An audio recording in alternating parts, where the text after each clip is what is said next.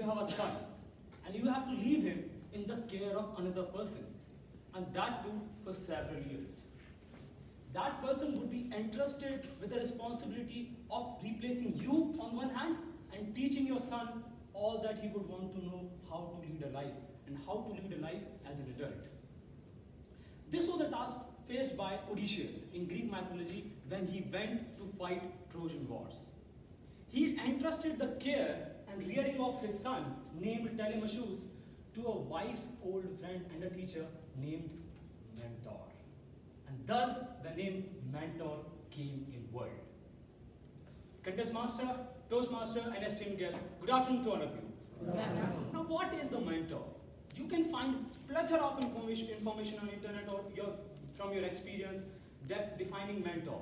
But for me, there's this one quote by Oprah Winfrey which describes it beautifully. She says, mentor is someone who sees the hope inside yourself. I'll repeat it again. Mentor is someone who sees the hope inside yourself. Isn't it amazing? I define mentor in three kinds. The first one is mentor by default, our parents. Second kind, mentors by force. Obviously, our teachers and professors in school and colleges. We cannot do anything about that. And third kinds, and perhaps the most important kind, are the mentors by choice. Our friends, colleagues, and most importantly in Toastmasters, the mentors in Toastmasters. Few months back, I decided to join Toastmasters. I attended a club named Chennai Communicators Club, which lies in Division D. I was overwhelmed and excited by the hierarchy of the club, of the Toastmasters, how it goes, right from Sergeant at Arms coming and right from timer, grammarian, all these things. I was confused at what is happening. But there came this lady named Manju Murugesh to my rescue. She explained me everything about the nuances of the organization. And she explained me what is happening and why it is happening that way. So there she was. Unfortunately, or luck would have it, she became my mentor. Fast forward, my first role play of Toastmaster came into place. I became the grammarian for the first time. And as you would know, as a grammarian, I was supposed to introduce the word of the day. Easy task, right? Let me tell you, I goofed it up also. And how? I misspelled the word. The word was supposed to pronounce like that, something like that, I misspelled it. And there was this very senior Toastmaster sitting in the hall, and he corrected me on spot. Hey, Boss George, you are wrong. That word should be something like that. And I was about to say, okay, sir. Then he started arguing about me. That you have, the explanation given by you is something different, it is not related to the word. And I was thinking, I correctly copied the explanation from the Cambridge dictionary, right? And why is he arguing with me? I was thinking all these things, and remember, this is happening during the meeting. And this is my first role in Toastmasters. You can understand, I was freaking out, my legs were shivering, but this Toastmaster was not backing out. And I wanted to lash out, and I said, sir, I'm sorry, actually I corrected my mistake. I did so. And then, after the meeting, I rushed back to my mentor, Manju. Manju, I'm really sorry, I freaked out. I do not know what to do. And she said one thing, when you try your best, it is enough. Isn't it amazing?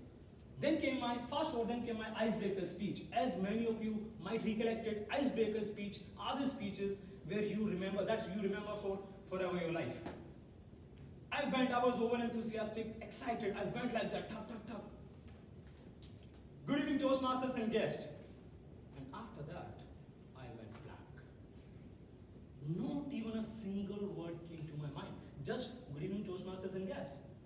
And right now you're looking at me, right? Those eyes are popping out at me. I want to vanish. I want you to vanish. God, please vanish it from this stage. But nothing happened. As luck would have it, in icebreaker you have to speak about yourself. I somehow kept on speaking. As usual, after the meeting, I rushed back to my mentor. I'm sorry, Manju, I'm sorry. I know your rules are strict. You are very strict. But sorry, I freaked out. But again, she said, when you give your best, it is enough. Amazing. I'm like, this is the mentor I want. Now, recent incident, the third incident, I became the contest chair of my area contest. And as a contest chair, you are supposed to give a vote of the thanks at the last of the meeting. Where I was supposed to sound something like this. Thank you SAA for kick starting the meeting. But what I sounded that, thank you SAA for kiss starting the meeting. And just like you are laughing, everybody laughed, but I couldn't understand why they are laughing. Later on I realized my mistake that in a hurry-burry, I misspelled kick starting as kiss starting. I was not nervous this time. I went to Manju, I knew that Manju is going to say when it is enough, or when you give your best, it is enough. But no, not this time. She blasted me out. She said, how can you do this? This is area contest. We don't expect this from you. I'm like, fine. But with time, something happened. My mentor became not a mentor, but a dear friend. It was not a part of a contract of the mentoring, but I'm glad that it happened. Have you ever noticed this feeling that when you want something or someone, the universe gives it to you, right?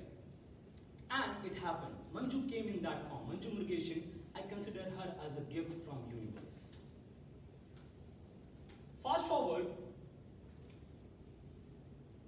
there were times when Manju scolded me very bad also, and there were times when she became my friend also. But soon enough I realized that she is the mentor and she is the person whom I'm not gonna leave for the rest of the life.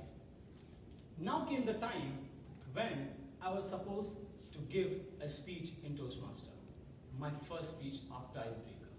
I gave that speech. Again after the speech I went to Manju. Manju, how was it? And this time she said, it is not enough. This is not enough. You have to come out of your comfort zone. Now, I wanted to ask you this thing. I want to dwell upon this point. That who is your Manju? Who is Manju in your life? And most importantly, are you being a Manju in somebody's life? Are you helping them to achieve their goals? Or are you telling them that it is enough? It is enough when you try your best. Don't push it yourself. Time will come to achieve. Today, Manju is still standing alongside me, celebrating the good things and help me in reframing the not so good things.